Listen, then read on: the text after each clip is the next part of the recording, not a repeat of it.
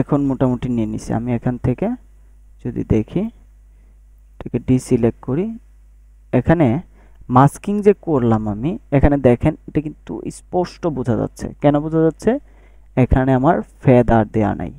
এই যে আমি ফেদারটা যদি দিয়ে দেই, এখান থেকে দেখেন ফেদার দেওয়ার জন্য এটা অ্যাডজাস্ট হয়ে গেল।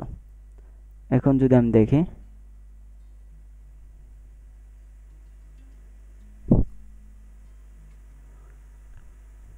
এখন কিন্তু স্পষ্ট বোঝা যাচ্ছে না যে এখানে কোনো লেয়ার আছে। দেখেন আলাদা কিন্তু আমি এখানে ব্যবহার করতে পারছি। ওকে, আমি এখান থেকে আরেকটা নিয়ে আসি। এইটা দেখেন, এই ফুটেজটা একটু ডার্ক একটা ফুটেজ, তাই না?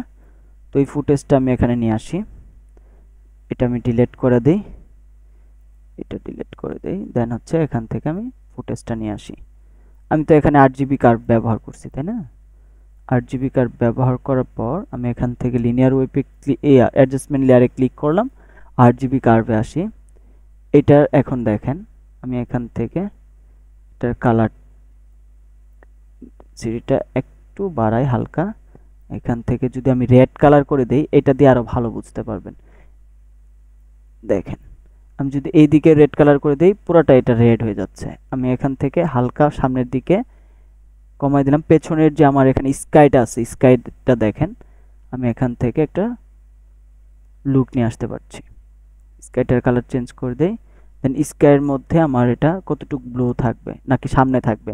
আমি যদি সামনের দিকে চাই, এই যে দেখেন সামনের দিকে হচ্ছে, এটা পেছনের দিকে আমি এখান থেকে কমায় দিলাম। বুঝতে পারছি?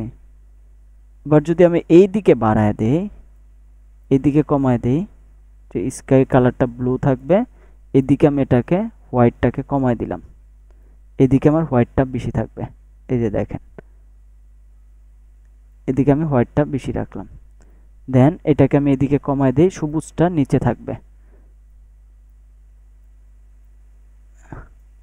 এটাকে আমি যদি যত এটা এদিকে নিচে নিয়ে আসবো, এদিকে আমার কি ফ্রেমটা নিয়ে আসবো, তত এটা নিচে নামবে।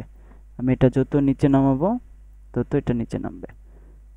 এখানে যদি আমি এখন এটা দেখি, রেড কালারটা হালকা কমায় নিয়ে আসি। দেন এটাকে একটু দেখি, ব্লু কালারটাও হালকা কমায় নিয়ে আসি।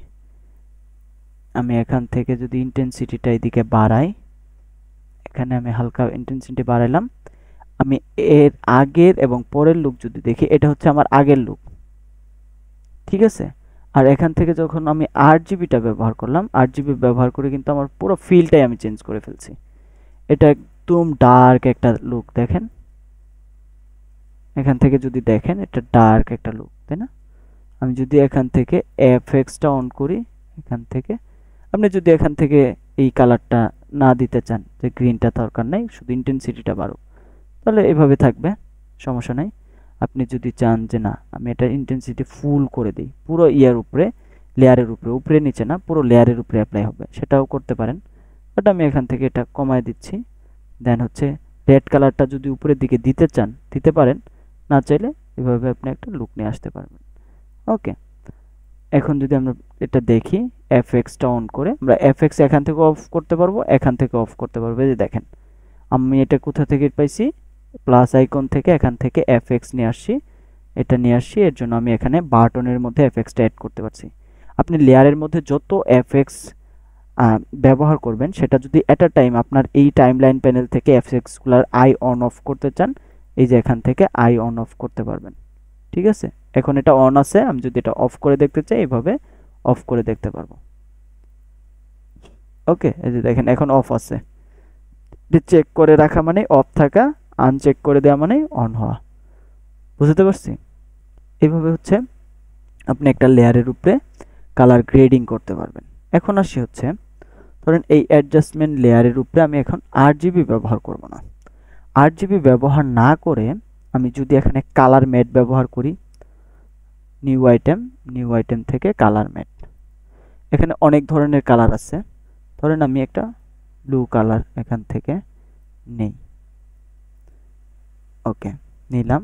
ওকে, এটাকে ড্রাগ এন্ড ড্রপ করি লেয়ারের উপরে। এখন নর্মালি কি হয়, একটা লেয়ার যদি আপনি সলিড কালার একটা লেয়ার যদি আপনি উপরে নেন, সেক্ষেত্রে উপরের লেয়ারটাই তো দেখা যাবে, তো আপনি এটাকে ব্লেন্ড করবেন কিভাবে? ব্লেন্ড করার জন্য এই কালার মেটে যাবেন, কালার মেট থেকে অপাসিটি থেকে অ্যারো বাটনে ক্লিক করবেন। অ্যারো বাটনে ক্লিক করার পর এখান থেকে আসবেন হচ্ছে এই অপাসিটির ব্লেন্ড মোডে। আমরা যদি অপাসিটি ব্লেন্ড মোডে আসি, এখানে যে কয়েকটা ভাগে ভাগ করা হয়েছে ব্লেন্ড মোডটাকে, আমরা এই যে ডার্কেন থেকে ডার্কার কালার পর্যন্ত হচ্ছে এটাকে ডার্ক মোড বলা হয়। আপনি এখান থেকে যদি ডার্কেন দেন, এটা ডার্ক একটা মোড আসবে। কয়েকটা মোড আছে, মাল্টিপ্লাই, দেন হচ্ছে কালার বার্ন, দেন হচ্ছে লিনিয়ার বার্ন। আপনি যে কালারটা দিছেন ওই কালার থেকে একটা ডার্ক মোড আসবে। এই যে দেখেন একটা ডার্ক মোড চলে আসছে। আমি এখান থেকে নর্মালি রাখছি। আবার আবার আপনি যদি ডার্ক অ্যান্ড কালারের পরে লাইট অ্যান্ড কালার থেকে এইখান থেকে এই যে পিন লাইট হার্ড মিক্স পর্যন্ত এখান পর্যন্ত আসেন, এটা হচ্ছে লাইট অ্যান্ড আপনার মোড দিবে। আমি যদি লাইট এনে আসি, এই যে দেখেন লাইট এনে একটা মোড পাচ্ছি। আমি এই কালারটা একটু চেঞ্জ করি, যেমন আমি এখানে ডাবল ক্লিক করলাম, আমি যদি এরকম একটা অরেঞ্জ টিন্ট একটা ফিল নিয়ে আসতে চাই, আমি অরেঞ্জ কালারের দিকে আসি, এরকম কালার একটা নিলাম। দেন হচ্ছে এখান থেকে স্ক্রিন, আমরা অপাসিটি চেঞ্জ করতে পারবো, কালার ডজ, ঠিক আছে। এইটা কিন্তু এক একটা এক এক ধরনের লাইট ডজ, দেন হচ্ছে লাইটার কালার, দেন হচ্ছে ওভারলে, সফট লাইট, ঠিক আছে। এখান থেকে হার্ড লাইট, তারপর হচ্ছে ভিভিড লাইট। এগুলো কিন্তু আপনি এখান থেকে অপাসিটি চেঞ্জ করে দেখেন ফিলটা চেঞ্জ করতে পারছেন। পুরো ফিল কালারটা আপনি অপাসিটি জাস্ট এখানে চেঞ্জ করবেন। এখান থেকে ধরেন আমি এটার ওভারলে দিলাম, ওভারলে দেওয়াতে কিন্তু এখন আপনি যদি এখান থেকে এটার আগে পরে চিন্তা করেন, যেমন ধরেন যে আমি এটা মাল্টিপ্লাই করে রাখলাম, এখন কিন্তু আলাদা একটা লুক চলে আসছে, দেখেন আলাদা লুক চলে আসছে। আবার যখন আমি এটা ওভারলে করব, ওভারলে করার পরে দেখেন এটা কিন্তু আলাদা লুক চলে আসছে। এখান থেকে আমি এখান থেকে ভিভিড লাইট, দেন হচ্ছে লিনিয়ার লাইট, প্রিন্ট লাইট, এগুলো ব্যবহার করে দেখবেন আপনারা নিজেরা। হার্ড মিক্স থেকে এখান থেকে আপনি অপাসিটি কমায় বাড়ায় এটা আপনি ব্লেন্ড করতে পারবেন। দেন হচ্ছে ডিফারেন্স থেকে এখানে ডিভাইড পর্যন্ত, এগুলো হচ্ছে আপনার ডার্ক মোড হিসেবে কাজ করে। এগুলো এই যে দেখেন এগুলো ডার্ক মোড হিসেবে কাজ করবে। এই যে দেখেন ডার্ক হয়ে গেল লুকটা, ঠিক আছে। আপনি অপাসিটি যতই কমান কিন্তু আপনার এখান থেকে ওই যে ডার্ক মোডটা থাকবেই, ঠিক আছে। আবার এখান থেকে হিউয়ে যদি আসেন, হিউ থেকে হচ্ছে আপনার এখানে কালার আপনার ব্লেন্ড করতে পারবেন। এই যে স্যাচুরেশন থেকে দেখেন এটা কালার ব্লেন্ড করতে পারছেন, ঠিক আছে। তারপর এখানে আসে যদি কালারে আসি, কালার থেকে যে কালার ব্লেন্ড করতে পারছেন। দেন এখান থেকে আরো যদি আমি এখান থেকে একদম লাস্টেরটা আসি, এটাও কালারের কাজ করে।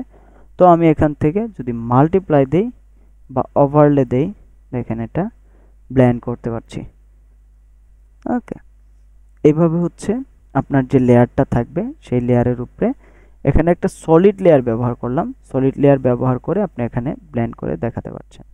আমি এখানে কি দিলাম, পিঙ্ক কালার একটা দিলাম, এখান থেকে এটা ওভারলে আছে। আমি যদি এখান থেকে মাল্টিপ্লাই দেই, দেখেন এটার সাথে আর অ্যাডজাস্ট হয়ে গেল।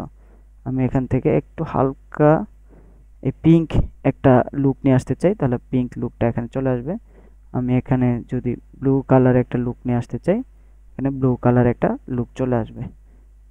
ওকে, এটা ডার্কেন লুক চলে আসবে। আর আবার আমি যদি লাইট এন্ড মুডে করতে চাই, সেক্ষেত্রে এখান থেকে ওভারলেটা ইউজ করতে, দেখেন এটার থেকে কিন্তু এখন লাইটটা বেশি পাওয়া যাচ্ছে।